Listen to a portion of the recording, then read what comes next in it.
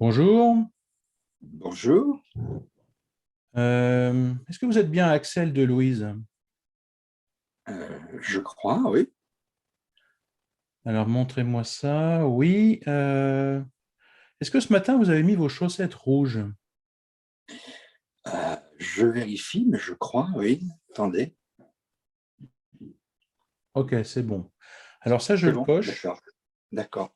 Ça, je le coche et c'est bon. Alors on va pouvoir continuer. Ok, ça marche. Merci.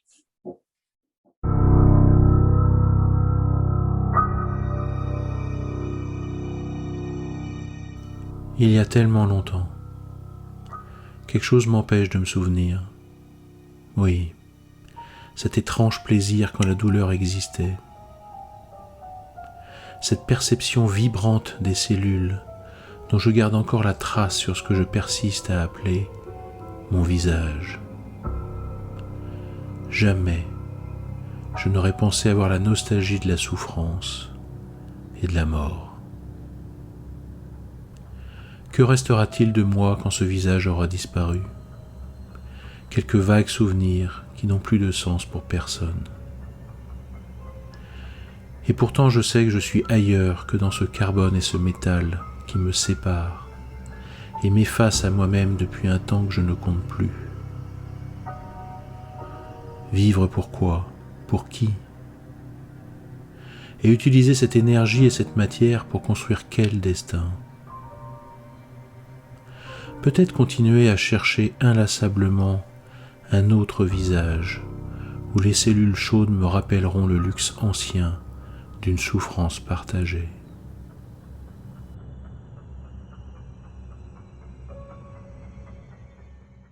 Oui, Ouais, comme tu as écrit ce texte, Axel, oui. qu'est-ce que tu aimerais nous partager là, après la lecture de ce texte?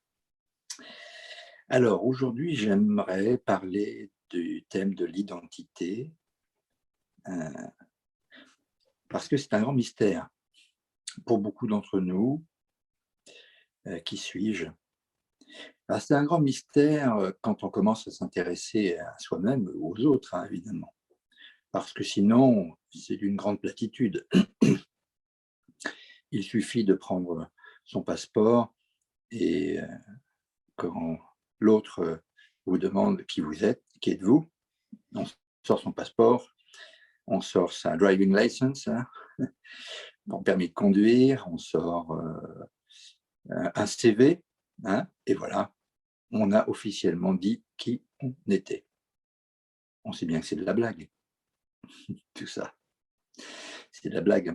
Un passeport peut se trafiquer, un CV aussi. Dans un CV, on montre ce qu'on veut montrer de soi. Quand on s'habille en fonction des circonstances dans lesquelles on va se promener.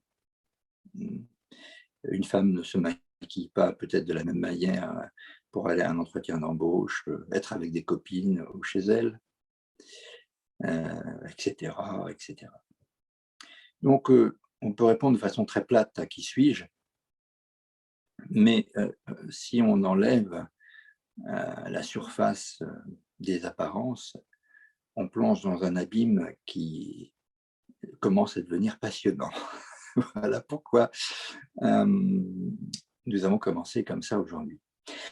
Et alors, nous avons commencé comme ça aujourd'hui parce qu'on est en plus, voilà, on est le 10 mai 2021, donc on est dans une époque charnière qui a déjà commencé entre l'humain et l'humain augmenté.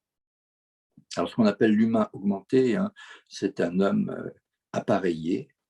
Euh, Cet appareillage lui permettant de vivre plus longtemps, de vivre mieux, en général. Un humain appareillé, un humain à qui on a changé des organes, des dents, un complexe cœur-poumon, à qui peut-être bientôt enfin, que l'on appareillera bientôt peut-être avec une puce électronique qui remplacera le téléphone que nous avons dans la main, dont on pourra peut-être modifier le génome afin qu'il puisse acquérir de nouvelles compétences, Bref, que restera-t-il, comme le dit le texte, que restera-t-il de moi quand je serai tellement augmenté qu'il y aura en moi plus de machine que de chair.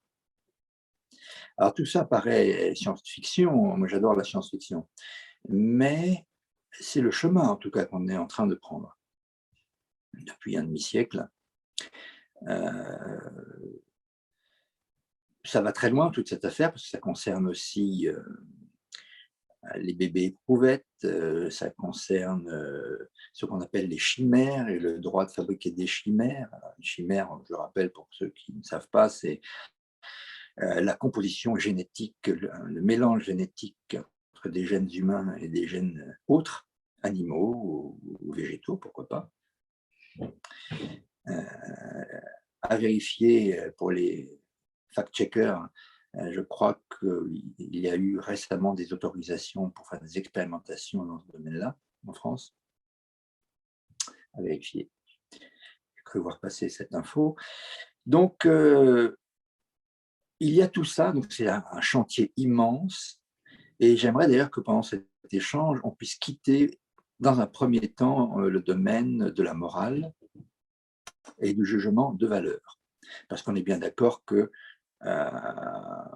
sinon, on va basculer vers des échanges éthiques passionnants, mais j'ai envie de dire que ça serait d'un autre ordre, puisque ces augmentations de l'humain qui mènent vers ce qu'on appelle le cyborg qui est donc une machine, prioritairement une machine, mais qui a une espèce d'apparence humanoïde. Donc, si on va vers ces éléments moraux, éthiques, eh bien, on peut toujours se demander si c'est pour le mieux-être de l'humanité ou pour sa destruction. Ça, c'est une certitude, c'est une vraie question. Sommes-nous en train de détruire quelque chose de l'humain dans cette augmentation continue de ce qu'il est, ou bien sommes-nous en train d'améliorer quelque chose? Ces améliorations seront-elles réservées à des minorités d'élite ou seraient-ce des améliorations accessibles à tout le monde? Enfin, il y a des questions comme ça, évidemment, sur le plan après éthique général. Qui décide de ces transformations, pour le bien de qui? Voilà, on est dans plein de questions éthiques. Voilà. Mais aujourd'hui, j'aimerais échanger avec toi, non pas sur les questions éthiques, qui sont là, j'insiste, mais sur l'aspect psychologique de cette affaire. C'est-à-dire des questions autour de, effectivement, où commence et où finit mon identité? Ai-je plusieurs identités? Pourquoi ai-je plusieurs identités?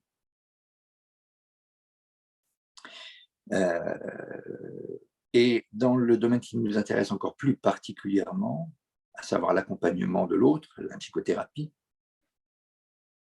qu'est-ce que cela signifie d'être sensible à cet aspect de l'identité,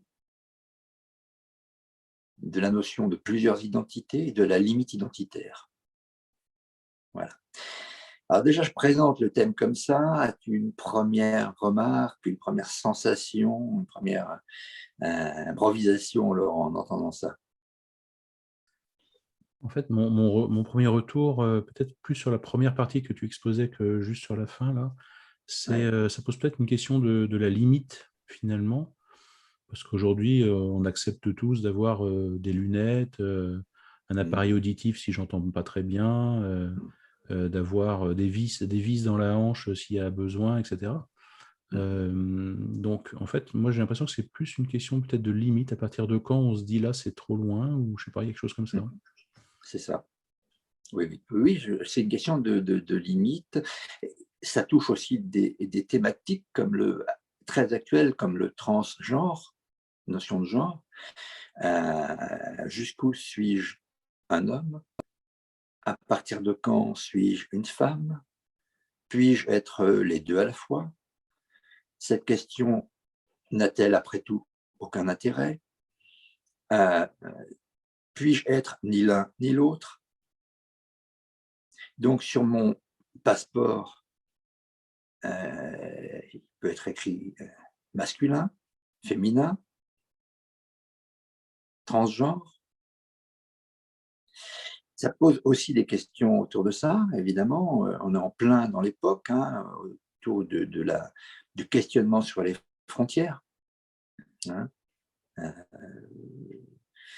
On est vraiment sur un questionnement autour des frontières, me semble-t-il, aujourd'hui. Et d'ailleurs, c'est un mauvais jeu de mots, hein, puisqu'on parle aussi des frontières politiques, des frontières ethniques, des frontières sexuelles.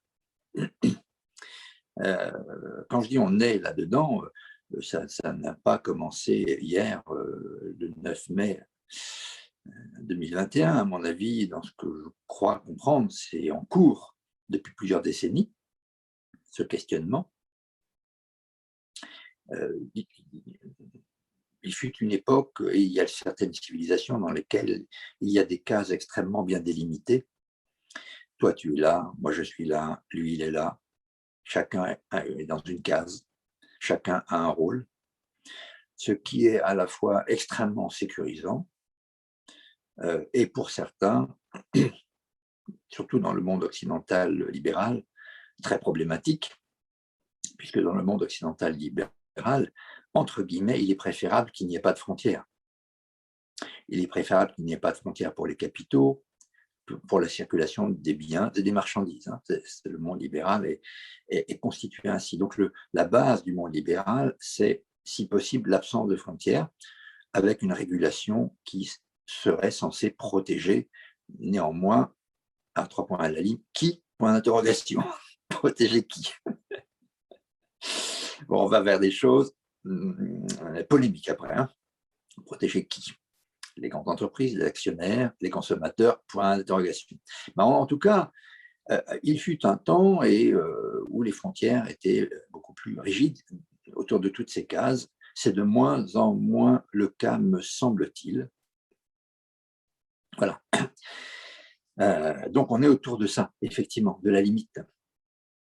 D'ailleurs, si on revient à notre thème à nous, hein, qui nous intéresse beaucoup, hein, on est autour de cette thématique de qu'est-ce qu'un accompagnant, qu'est-ce qu'un psychothérapeute, à partir de quand est-on psychothérapeute, le titre de psychothérapeute, psychopraticien, psychologue, thérapeute, sans psy avant, où cela commence-t-il, où cela finit, quelles sont les compétences, les prérogatives, les avantages, les inconvénients de chacun.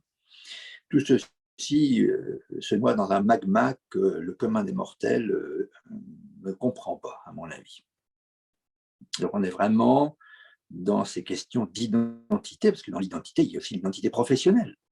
Ça va parler à beaucoup de collègues. Hein. Suis-je psychothérapeute ou psychopraticien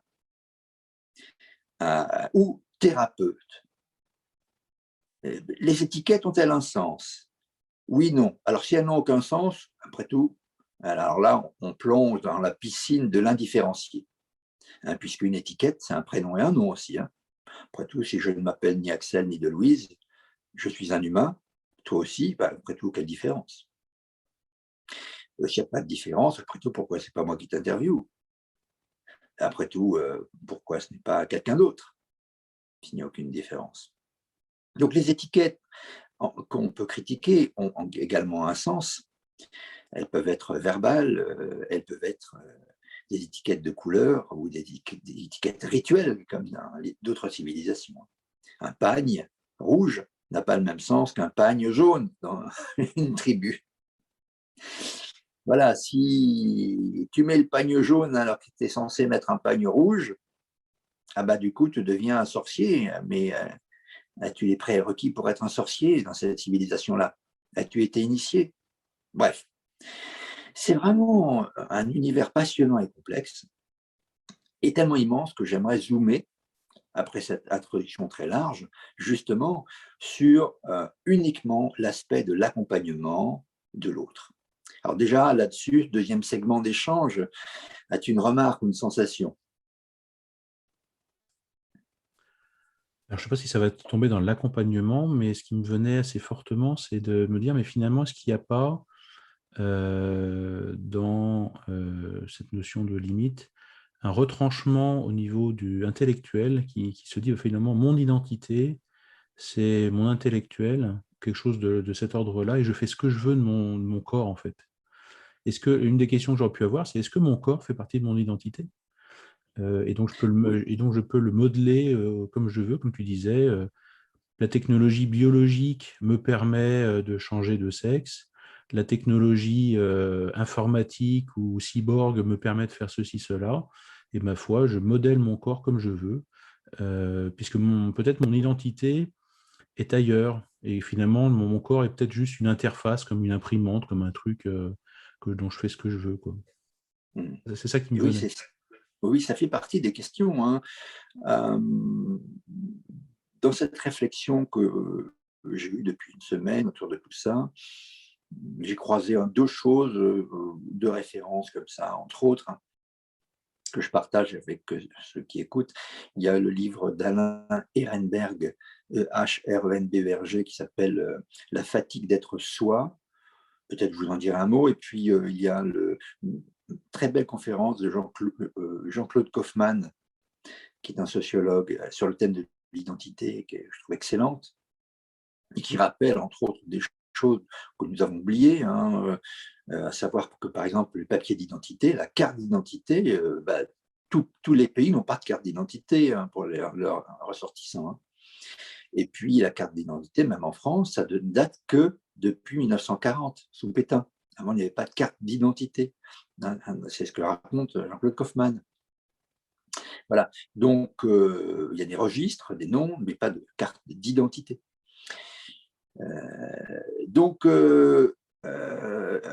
allons vers cette histoire d'accompagnement. Quand nous travaillons en IFS, hein, puisque parfois on parle de cette méthode entre nous, Internal Family System, le système de la famille intérieure, un modèle de Richard Schwartz. Pour ceux qui connaissent ce modèle, il arrive que le client qui s'introspecte avec notre aide pose des questions du type mais moi, c'est quoi moi? Je suis en train d'observer à mon intérieur, il y a des parties à l'intérieur de moi, des zones, mais moi, c'est quoi? Quelqu'un qui fait de l'analyse transactionnelle pourrait aussi parfois se poser la question. Du coup, surtout que dans cette méthode-là, par exemple, il est suggéré parfois de donner le prénom à la personne en l'identifiant ce prénom au self de la personne. Cette partie qui est chargée d'un fardeau X, Y, Z, blessure, cette partie, jusqu'où est-elle à moi? Et la question se pose d'autant plus si la partie en question, et voir le fardeau de la blessure en question, est transgénérationnelle.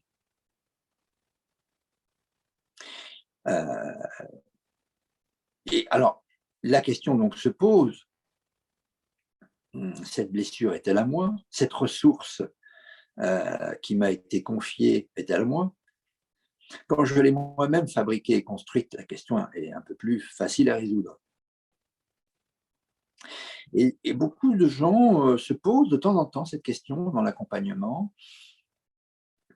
Est-ce que moi, c'est la personne qui est en train d'observer les parties de mon système? Ou est-ce que les parties font partie de moi et sont moi aussi? Et c'est très embarrassant pour les gens qui travaillent sur eux-mêmes. Parce que du coup, ils se posent une forme de question d'identité. Où est mon identité? Où est la frontière de mon identité? As-tu rencontré déjà ce genre de questionnement, Laurent, avec les clients?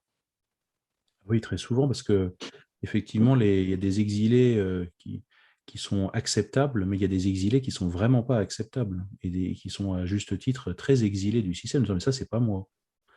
C'est pas possible que ça, ce soit à moi. Et je veux C'est ce que surtout pas disent les ça. gens. Voilà. Et oui, nous rencontrons ça parfois. Hein. En analyse transactionnelle, c'est pareil, on parle d'état parent, adulte, enfant. Alors on sait que l'état adulte est connecté à l'ici et maintenant. Les deux autres sont connectés énormément, même s'ils sont dynamiques et vivants, beaucoup avec le passé. C'est comme ça que c'est souvent décrit. L'état du moi parent étant très connecté au transgénérationnel. Hein, et l'état du moi enfant étant connecté au pulsionnel, aux racines émotionnelles, corporelles de l'histoire individuelle de la personne. Quand on se regarde sur une photographie, on a 3 ans, on dit c'est moi. Et 20 ans après, évidemment, on voit une autre photo, c'est moi, et à 90 ans, on va dire la photo, on dit c'est moi. Bah, évidemment, on met les deux photos l'une à côté de l'autre, la personne de 80 ans et celle de 3 mois. On montre ça à quelqu'un qui ne connaît pas l'individu. On lui montre 10 bébés et une personne de 80 ans en photo, et on lui demande où est le même, identique, identité. Ça va être très compliqué pour quelqu'un de dire ça. Voilà. D'ailleurs, parfois même, nous-mêmes, en regardant un album photo, je me rappelle quand je voyais, en voyant des photos de bébés, on ne sait plus très bien si c'est moi ou c'est ma sœur ou mon frère au même âge, à 6 mois. C'est qui, on ne sait plus. Voilà. Et pourtant, c'est censé être moi. Et si on tourne au dos de la photo, Axel, c'était moi, avec l'année. Heureusement qu'il y a écrit quelque chose, un symbole graphique qui va être scotché à l'imaginaire, comme diraient certains praticiens, et qui va donner du sens à cet imaginaire. Donc c'est un vrai questionnement qui se pose régulièrement. Qu'est-ce que mon identité? Et alors, moi je trouve que si les gens se posent ce genre de questions, quand ils se la posent, c'est une bonne chose, parce que ça leur permet de sculpter leur identité. C'est-à-dire de se demander comment ont été construites des parties de leur identité, et ça leur permet de se demander s'il y a des parties de leur identité qu'ils souhaitent conserver comme étant eux-mêmes ou pas. Et ça leur permet de faire le deuil de certaines parties de leur identité qu'ils ne peuvent pas transformer. Voilà. Parce que c'est un peu complexe. Qu'est-ce qu'on peut changer de son identité et jusqu'où, tout en se sentant quand même être soi? Alors, tu parlais du corps tout à l'heure. Et c'est un exemple que je cite souvent. Si on me coupe une main, suis-je toujours Axel de Louise? Logiquement, oui. Tu vas répondre oui. Je suis certain, Laurent. Si on te coupe une main, tu es toujours Laurent Coupe, n'est-ce pas? Qu'en penses-tu? Tout à fait. J'espère. Eh oui. Donc, ça veut dire que ton identité n'est pas connectée à ton corps. En tout cas, elle n'est pas dépendante des parties de ton corps. Et allez, on va faire un fantasme complètement... on va le décoller de nous, parce que sinon, ça serait trop horrible. On prend un individu, qui s'appelle Toto, on lui enlève ses 2 mains et ses 2 pieds, il est toujours Toto. Alors, on va répondre oui. Et j'ai envie de dire, on lui enlève ses 2 jambes, ses 2 bras, on lui enlève ses viscères, on le fait vivre artificiellement, sera-t-il toujours Toto? Très probablement oui. Ce sera un Toto blessé, mutilé, bricolé, mais ce sera toujours Toto. Qu'en penses-tu? Peut-être que j'aurais J'aimerais peut-être introduire une nuance, parce que toi, si on prend la guerre de 14 avec les gueules cassées, Oui, euh, c'est toujours Toto, mais on pourrait aussi dire que c'est plus le même. oui, bien sûr. Mais Euh, c'est plus le même entre l'âge de 3 ans et l'âge de 20 ans. Et entre l'âge de 10 ans et de 50 ans, est-ce que c'est le même? Toutes les cellules ont changé déjà biologiquement, sauf les neurones,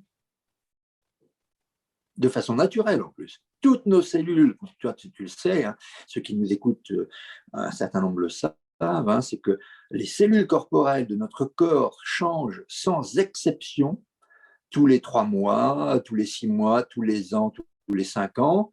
Et en 20 ans, les cellules intégrales de notre corps ont toutes changé, sauf les neurones. Alors, où suis-je si toutes mes cellules ont changé, sauf les neurones? Peut-être que ce qui me vient aussi, c'est là, ce que tu décris, parce qu'on est en train de s'enfoncer là. Ah Euh, oui, ça questionne la vie, ça questionne quelque chose autour de la vie, moi je trouve. Qu'est-ce qui est vivant, qu'est-ce qui est moi, c'est ça. la transformation, puis à un moment donné, ça s'arrête. Il y a plus moi. Et encore, certains diraient qu'au-delà de la mort, l'être est encore vivant selon les croyances, hein. On parle aujourd'hui toujours de Napoléon, alors qu'il est mort depuis 2 siècles, mais on parle toujours de lui. Alors on va dire on parle de sa mémoire, mais si tu écoutes les textes des gens qui parlent, ils vont dire Napoléon ceci, il a vécu ceci, il est mort à tel moment. Napoléon est au présent, est un symbole, etc. Il est devenu un symbole. Alors son identité, il y a des statues de Napoléon. Donc où est-il? Certains disent très clairement qu'il est important de ne pas confondre le corps, l'esprit, l'âme, l'être. Donc, où suis-je?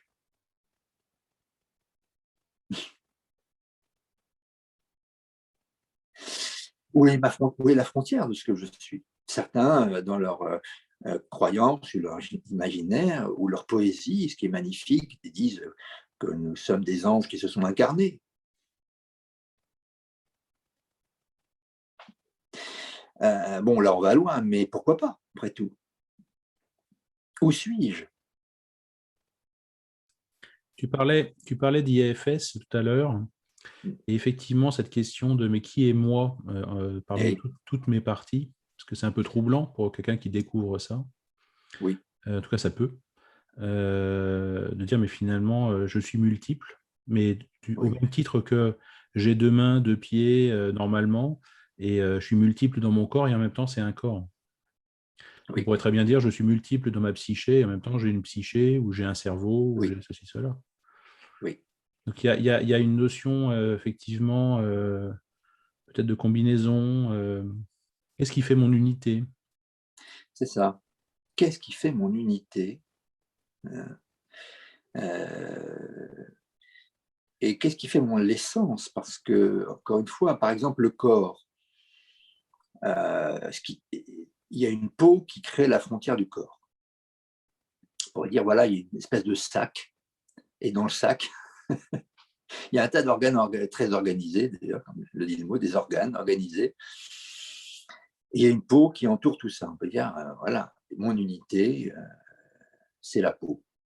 Il y a le moi peau de Didier Anzieux, qui parle de cette frontière importante, grâce à laquelle il y a des échanges entre l'intérieur et l'extérieur. Mais comme on l'a vu, si on me coupe une main, la peau va se reconstituer ensuite autour de cette cicatrice. J'ai toujours une limite, toujours un corps, je suis toujours moi-même. Euh, Aux yeux de certains autres, je serai un moi-même diminué, parfois, tous ceux qui ont 2 mains, mais aux yeux de tous ceux qui n'ont qu'une main, je serai comme eux.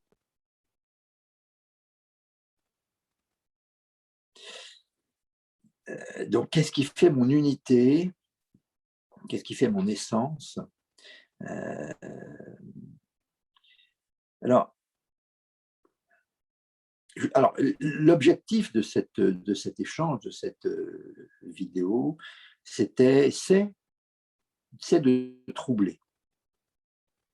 Parce que quand on est troublé, quand on se pose des questions, on peut avoir envie de chercher. Voilà.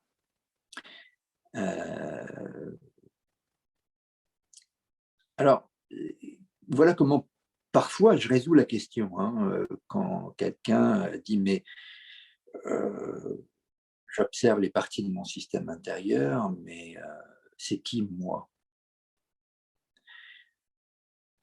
Alors, je réponds à la personne, toi, c'est, on va mettre le mot qu'on veut, la chose qui observe le monde intérieur.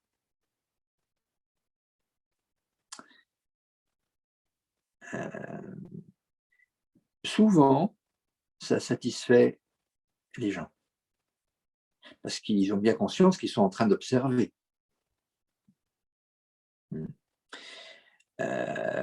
Ils ont bien conscience que ce qu'ils observent, ils peuvent le transformer, agir avec, échanger avec, l'accepter. Je ne dis pas le refuser, parce que le refuser, ça serait une autre partie du système, dans notre conception. Ils peuvent le soigner, ils peuvent l'accompagner à l'extérieur d'eux-mêmes. À l'extérieur d'eux-mêmes. Quand on dit à quelqu'un dans cette méthode, demande à cette partie si elle accepte de se mettre à côté de toi, un peu plus loin de toi, pour te laisser de l'espace. Étrange comme phrase. Demande à cette partie si elle est d'accord pour s'éloigner de toi. Ah, elle s'éloigne. Okay, ça veut dire que est-ce qu'elle veut bien s'asseoir à côté, attendre dans la salle d'attente, cette partie. Donc ça veut dire qu'elle peut se détacher provisoirement. Si elle peut se détacher de moi,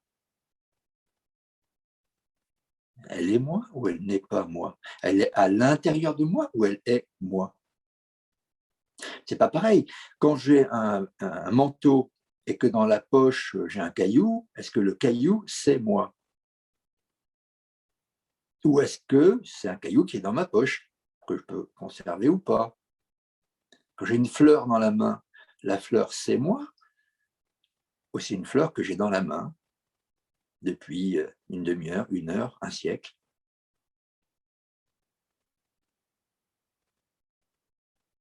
Comment réagis-tu à ça?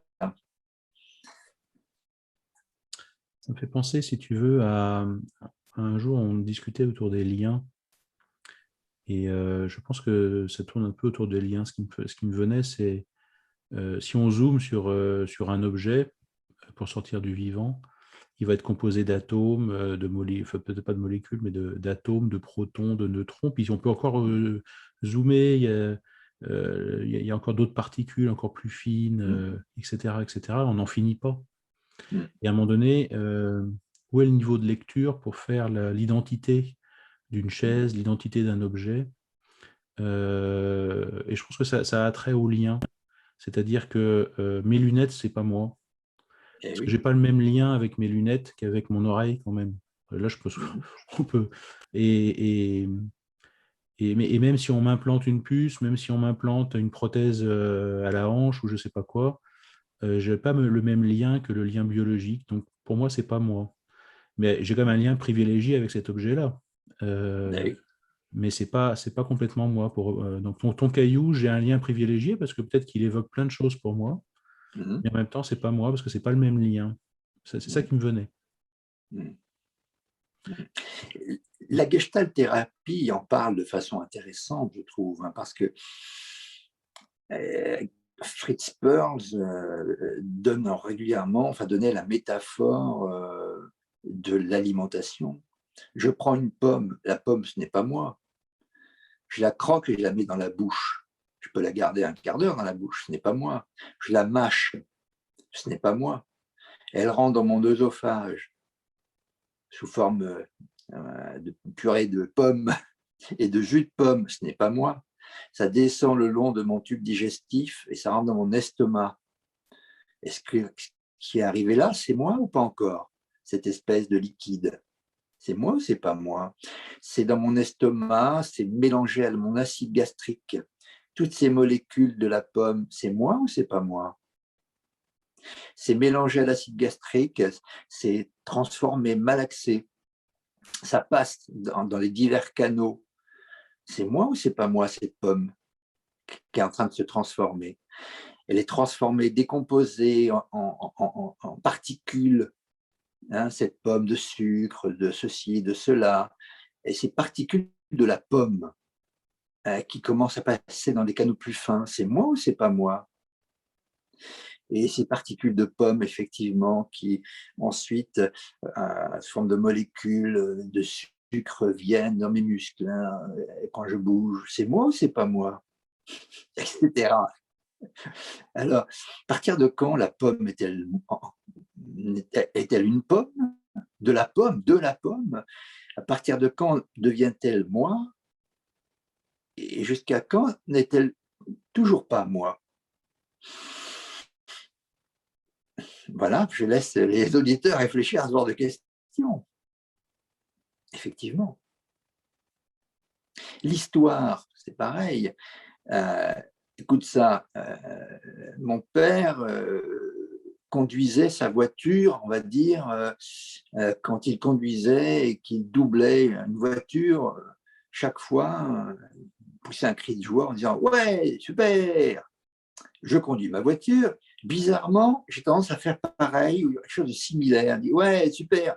Et je me rends compte que mon père faisait ça. C'est moi ou c'est pas moi, cette façon de faire à laquelle je suis habitué depuis 30 ans? C'est moi ou c'est pas moi?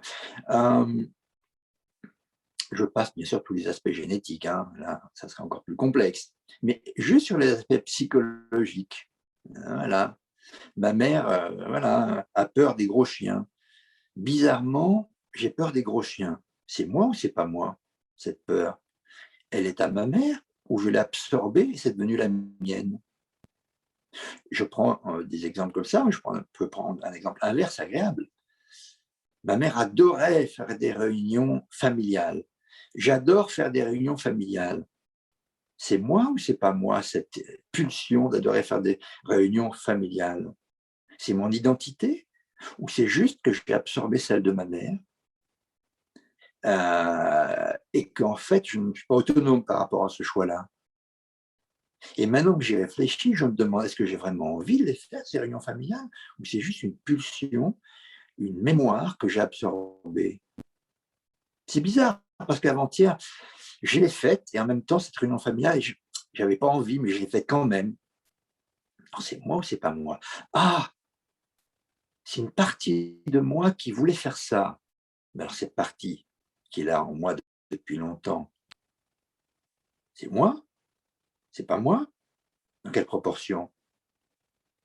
Surtout que maintenant, je me pose la question. Est-ce que j'ai vraiment envie? Mais c'est qui le J apostrophe qui dit « est-ce que j'ai vraiment envie ?» C'est qui le J apostrophe?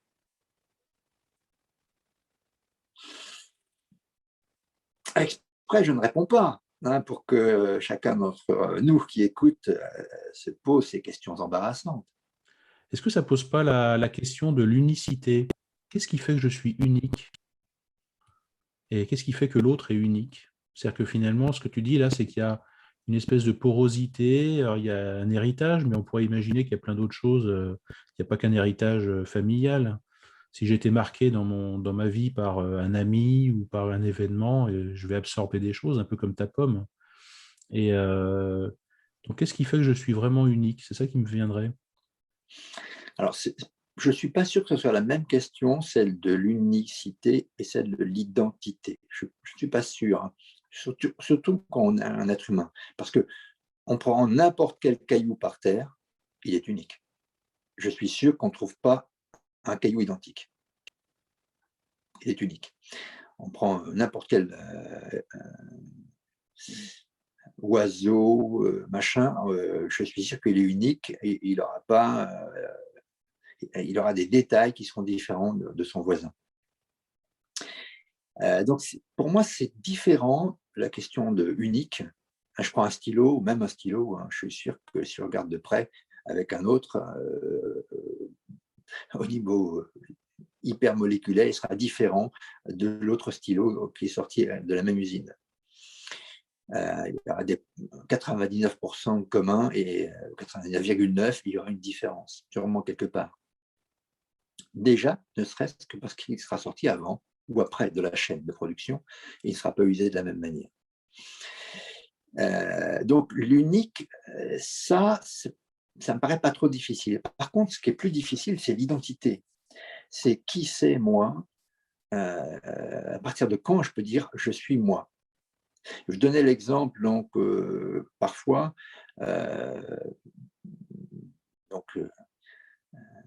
ma mère aimait les réunions familiales, j'aime les réunions familiales, et je m'aperçois que cet amour pour les réunions familiales vient de ce que ma mère a impulsé.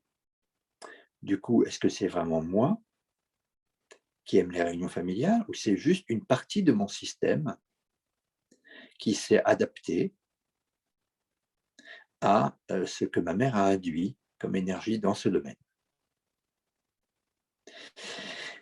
Et donc, est-ce que ça fait partie de mon identité d'aimer les réunions familiales, ou est-ce que c'est juste la mémoire de quelqu'un que j'ai absorbé malgré moi et dont je pourrais éventuellement me détacher si j'avais envie?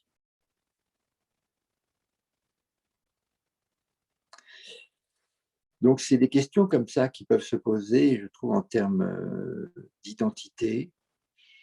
Les psychotiques parlent beaucoup d'identité. J'en ai pas parlé, mais dans les pathologies qu'on peut voir, il y a des gens qui nous posent la question de l'identité, parce qu'eux-mêmes se définissent différemment de la manière dont on a tendance à les définir. Ils vont dire, moi, je suis Jésus-Christ. Et on va dire, mais non, vous êtes monsieur Dupont.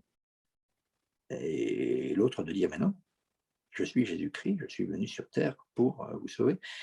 Et le psychiatre de dire, bon, écoutez, vous allez renouveler votre dose d'aldol, on va l'augmenter. Donc, ou il va dire, je suis une fourmi. Et vous êtes un orque. Alors, on va dire, évidemment, en simplifiant la chose, on va dire, il délire. Ça ferme le débat. Néanmoins, pour aller moins vers le délire, quelqu'un peut se définir et définir son identité avec une étiquette. Moi, je suis président de ceci. Ah bon? D'accord.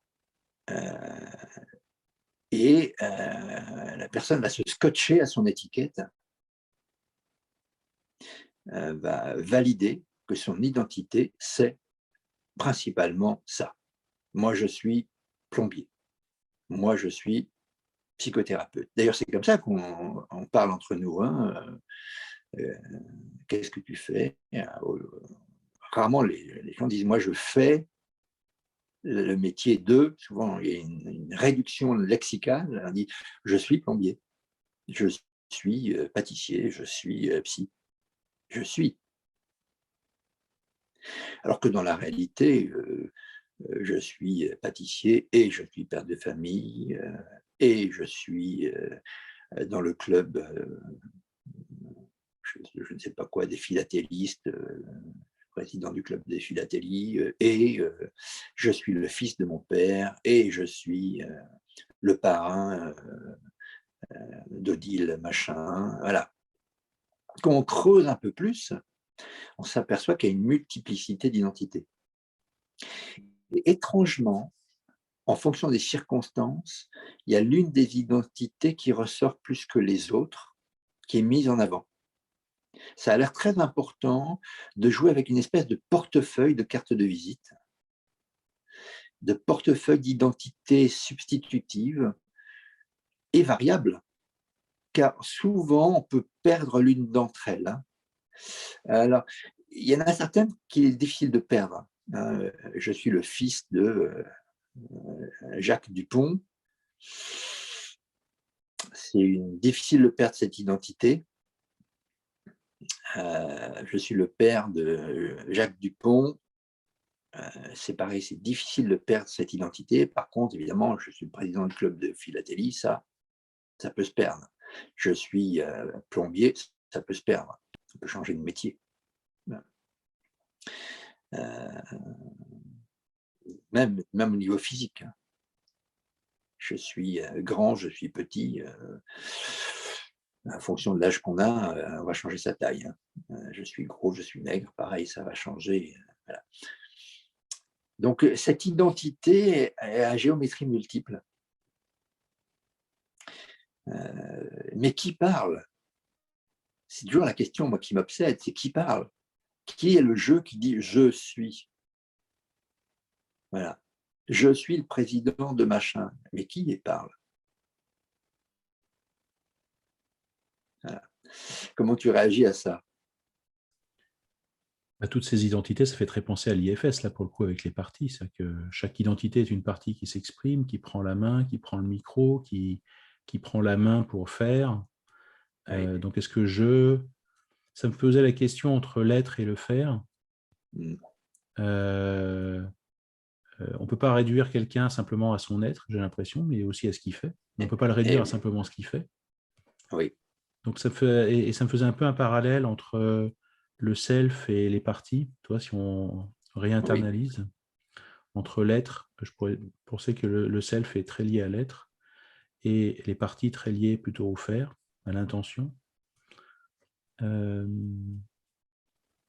fait, la question que je me posais, c'est en quoi, parce que ces questions-là sont, moi je le sens, je ne sais pas comment c'est pour les autres, mais moi je sens que c'est assez abyssal, en fait, ces questions. C'est qu'à un moment donné, on est devant une falaise avec un truc qui est immense devant. Et en quoi, notamment en accompagnement, c'est important de se poser ces questions-là, auxquelles on n'a pas de réponse. Et est-ce que c'est à l'accompagnant de répondre à ça, finalement, qui je suis? Est-ce que ce n'est pas quelque chose de très personnel? Enfin, à trouver soi-même sa réponse.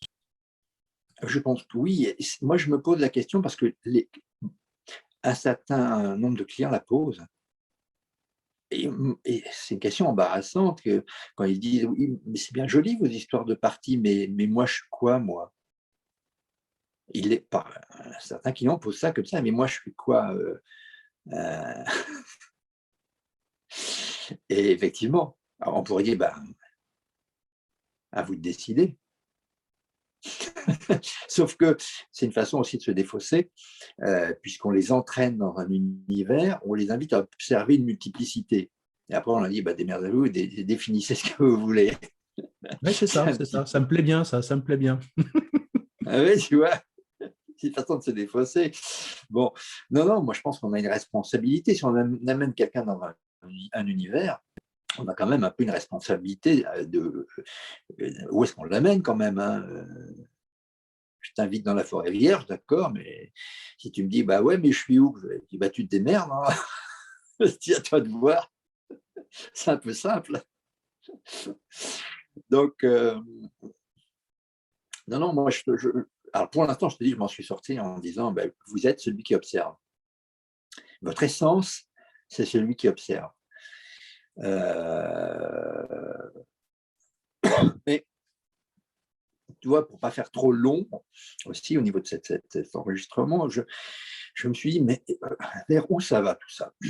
Comment je pourrais conclure provisoirement ce type de thématique où il y a plein de questions, en fait. Peu de réponses et plein de questions. Je me suis dit, au final, est-ce que l'identité, ce n'est pas une histoire? Parce que souvent, on a tendance à définir l'identité soit par de l'être, comme tu dis, soit par du faire. Mais dans les deux cas, il y a quelque chose qui ne me satisfait pas. Alors que si je me dis l'identité de quelqu'un, c'est quelque chose de dynamique et non pas de stable. Que l'identité, c'est une histoire. D'ailleurs, souvent, tu sais qu'on dit tiens, parlez-moi d'Éric Berne. Qui était Éric Berne? Qui est Éric Berne? Alors on va dire, Eric Berne est le fondateur de l'analyse transactionnelle, Tchink, première étiquette. Il est né en 1910, mort en 1970, Stink, deuxième étiquette temporelle. Ses parents son père était médecin, sa mère était éditrice, Stink, troisième étiquette, il était le fils de qui? Plom, plom, plom. Il est né au Canada, il a commencé ses études au Canada, et ensuite il est allé vivre aux États-Unis où il a passé ses premiers diplômes de médecin, il s'est intéressé à la psychiatrie, ping, et on entre dans l'histoire. Une temporalité. On rattrape une temporalité historique, d'où il vient, qui étaient ses parents, ses grands-parents. Ils sont venus d'Europe centrale, ils s'appelaient Bernstein, ils ont changé de nom pour s'appeler Berne. Enfin, c'est lui qui a changé de nom pour s'appeler Berne. Il a vécu aux États-Unis. Splink, on rentre dans de l'historique. Et c'est comme ça qu'on va définir qui était Eric Berne. Et on va dire d'ailleurs, Eric Berne influence encore une grande partie des psychothérapeutes à travers le coaching, puisque beaucoup de concepts du coaching viennent de l'analyse transactionnelle, comme le triangle de Karpman, les signes de reconnaissance, le PCM, le Process Communication Management. Et hop, on rentre dans l'histoire. Même au-delà de sa mort, il est encore là sous forme de mémoire, sous forme de traces de ce qu'il a laissé. Et du coup, je me suis dit, est-ce que ça pourrait être une première hypothèse que de définir l'identité comme étant une histoire qu'on raconte sur quelqu'un, voilà. Ou que la personne se raconte, ou que, si elle ne peut plus le faire elle-même, que l'on raconte sur quelqu'un. J'en suis arrivé là, de cette réflexion, après cette semaine de questions abyssales, où on peut répondre de façon simpliste, mais ça ne me satisfaisait pas. Donc voilà, quelle est ta sensation quand je dis, après tout, l'identité, c'est peut-être une histoire qu'on raconte? Moi, j'aime bien, ça ouvre des perspectives. Alors, ce qui me venait par esprit de contradiction, c'est que je Ouais, pense que ça va dépendre aussi des croyances dans lesquelles on baigne, de notre culture. Peut-être qu'il y a ouais. d'autres peuples avec d'autres croyances qui pourraient dire, bah, oui, dans cette vie-là, j'ai cette histoire-là, mais je vais me réincarner en un chat et lui il va avoir son autre Mhm. machin. Et donc là, Oui, oui, l'identité oui, va être un peu différente. tout Mais à fait. effectivement, l'histoire raconte quelque chose et l'histoire est peut-être effectivement l'association de l'être et du faire. Oui, oui, Euh, oui. Et voilà. tu vois, ce que tu dis n'est pas du tout contradictoire, au contraire, ça complète. C'est-à-dire que selon les cultures, l'identité, si c'est connecté à l'histoire, ne sera pas racontée de la même manière. Dans le fond, et si on disait que l'identité, ce n'est qu'un récit, ce n'est qu'un récit sur soi, de la part de soi-même ou de la part de l'autre. Et on parle des individus, mais on pourrait parler d'un pays. C'est quoi la France? C'est quoi la France si ce n'est une histoire? Une histoire qu'on va raconter, on appelle ça l'histoire de France. S'il n'y a pas d'histoire, c'est quoi la France? La France d'aujourd'hui, la France d'il y a un siècle et celle dans 2 siècles, ce sera sûrement, il n'y a aucun rapport, hein. Une époque. Alors donc, pour l'instant, ça me semble, ça pourrait être un terrain à creuser, cette vision de qu'est-ce que l'identité, c'est une histoire. D'ailleurs, je clôturerai là-dessus, puisque c'est aussi à la mode en ce moment, la notion de transgenre. Qu'est-ce que c'est que l'identité de quelqu'un sur ce plan-là? Dans le fond, on pourrait aussi dire que c'est une histoire, puisqu'il y a eu un avant, un pendant, un après, et peut-être un futur qui sera encore différent, un parcours. Peut-être qu'on pourrait appliquer ça aussi, le même là, c'est une histoire, avec un début, un milieu et une fin, comme notre entretien d'aujourd'hui d'ailleurs.